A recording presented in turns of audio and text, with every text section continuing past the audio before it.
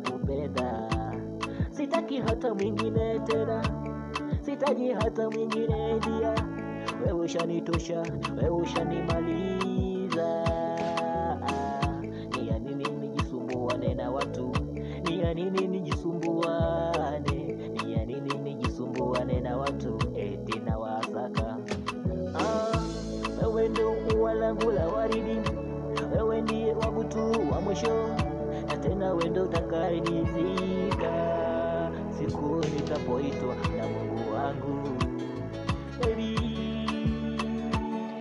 honey.